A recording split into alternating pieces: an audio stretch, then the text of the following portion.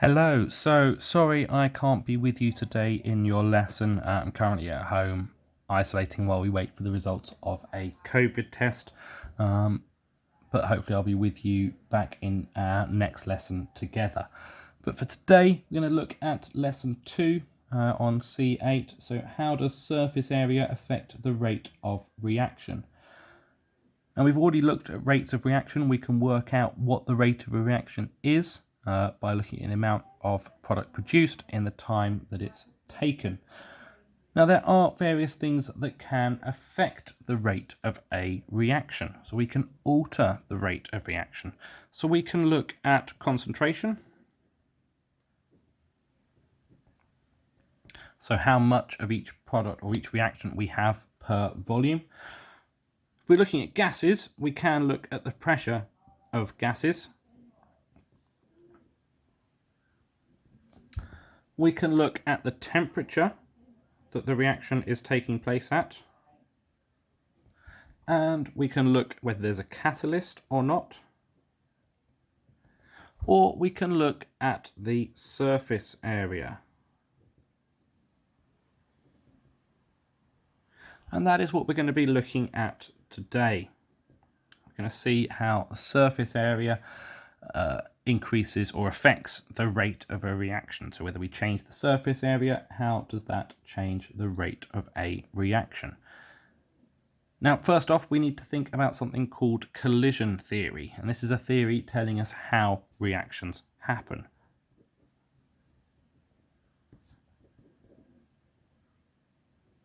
Now, collision theory, as the name suggests, is to do with collisions. So when things are colliding or banging into each other. When we have a reaction happening, we have a beaker there. I've got some different particles. If they are there as a liquid,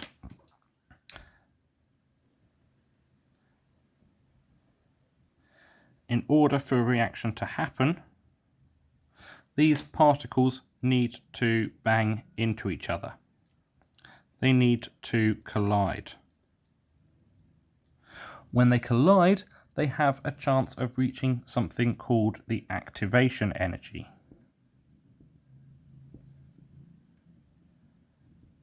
Now, the activation energy is the energy needed to cause a reaction to happen.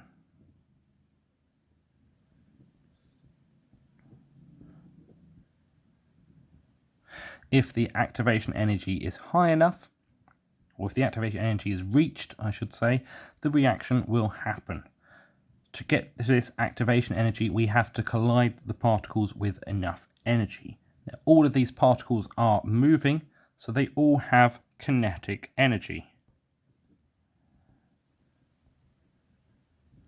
The faster they're moving, the higher the kinetic energy is. So when they collide, they're going to cause a reaction.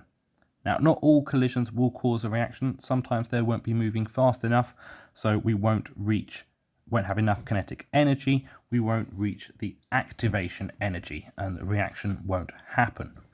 But the more collisions we have, the more chance we have of reaching the activation energy. So more collisions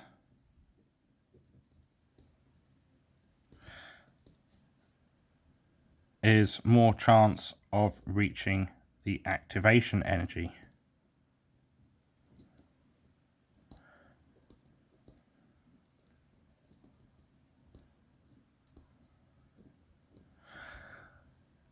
Now, to get them to be moving faster, we can do various things. We can do any of these things up here, but today we're just going to look at surface area and see if that can get us more collisions. So looking at this first beaker here, I've got some particles, which I've labelled as magnesium. These are magnesium atoms. This is a solid block of magnesium. See, it's all arranged in a routine pattern. I've then got it into some hydrochloric acid, which has some hydrogen chloride molecules, and some water, which So the red dots and the clear dots as well. Now, when we've got it as a solid, this is not moving. The magnesium is staying in one place. It's not going to go anywhere. Whatever it is, it's in one place. It's not going to move. So I've already lowered the chance of this moving and having a collision. I need my hydrochloric acid to collide with it. Now, there's only certain places it can collide with it. It's only around the outside. These two here aren't going to be collided with until these ones around the outside have been reacted with and have gone. So it's going to be quite a slow rate of reaction. I've got to wear down the entire thing. We're now going to have a look at what happens if I break the magnesium up. So I've now broken my magnesium up into smaller pieces. So I'm showing it here as doing them as all separate little particles. So I can't break my magnesium up into its individual atoms, but I can certainly break it up into smaller pieces. Now, every single one of these magnesium pieces is able to collide with some of the hydrogen chloride or the hydrochloric acid. I've increased the rate of collisions because I've increased my surface area. Instead of just having a surface area of 1, 2, 3, 4, 5, 6, 7 available sides, I've got, or available particles, I've got 1, 2, 3, 4, 5, 6, 7, 8, 9. I've got 9 available particles and the entire part of it as well, as opposed to on this side, it's only the outside. Anything in here was not available for a collision. Now I've got the entire of each particle are available to have a collision. I've increased the total surface area available to have a collision with. If you've ever used a bath bomb before, you can either put the bath bomb in whole and you put it in and it will start fizzing and it will take a long time for it to disappear. If you get the bath bomb and you crumble it up before putting it in, it will disappear very quickly. If you haven't tried that before, I do suggest you give it a go at some point just to see it happening in real life. You can do it in your own bathtub. You don't need to do it in a chemistry lab. You can see that changing the surface area, making the surface area bigger, increases the rate of a reaction.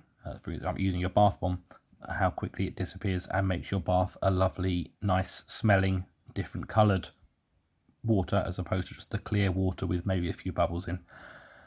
Now you have got some questions to have a go at answering.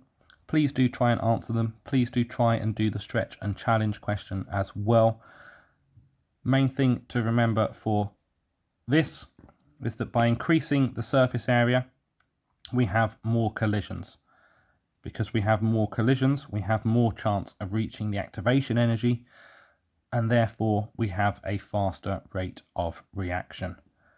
Have a good day, and hopefully I will see you all soon.